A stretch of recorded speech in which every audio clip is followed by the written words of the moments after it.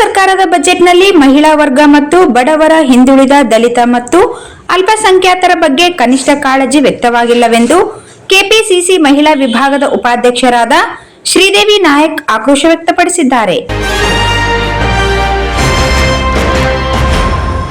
ಮಹಿಳೆಯರಿಗೆ ಸ್ವಯಂ ಉದ್ಯೋಗದ ಪ್ರಸ್ತಾಪವಿಲ್ಲ. ಶಿಕ್ಷಣ ಕ್ಷೇತ್ರಕ್ಕೆ ಆದ್ಯತೆ ಕೊಟ್ಟಿಲ್ಲ. ಮಧ್ಯಮ ವರ್ಗದ ಜನ ದಿನನಿತ್ಯ ಬಳಸುವ ಪೆಟ್ರೋಲ್, ಡೀಸೆಲ್, ಅಡುಗೆ ಅನಿಲ ದರಗಳ ಇಳಿಕೆ ಮಾಡದ ನಿರಾಶಾದಾಯಕ ಬಜೆಟ್ ಇದು ಎಂದು ಟೀಕಿಸಿದ್ದಾರೆ.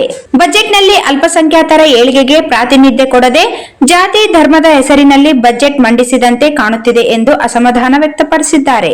ಹಿಂದುಳಿದ ರಾಯಚೂರು ಜಿಲ್ಲೆಯ ಬಹುದಿನದ ಕನಸು ಮತ್ತು ಹೋರಾಟಕ್ಕೆ ಬೆಲೆ ಕೊಟ್ಟಿಲ್ಲ. ಏಮ್ಸ್ ಬಗ್ಗೆ ಪ್ರಸ್ತಾಪವಿಲ್ಲ.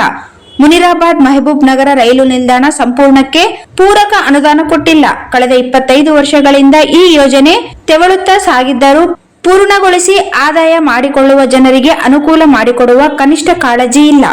ರಾಯಚೂರು, ಯಾದಗಿರಿ ಜಿಲ್ಲೆಗಳು ಕೇಂದ್ರದ ಮಹತ್ವಾಕಾಂಕ್ಷಿ ಜಿಲ್ಲೆಗಳಾಗಿದ್ದರೂ ಹೆಚ್ಚಿನ ಅನುದಾನ, ಯೋಜನೆ, ಉದ್ಯೋಗ ಸೃಷ್ಟಿಯ ಮಾತಿಲ್ಲ. ಅಪೌಷ್ಟಿಕತೆ ಈ ಭಾಗದಲ್ಲಿ ಹೆಚ್ಚಿದ್ದು ಕೇಂದ್ರದ ಪರಿಹಾರವಿಲ್ಲ ಎಂದು ತರಾಟೆಗೆ ತೆಗೆದುಕೊಂಡಿದ್ದಾರೆ.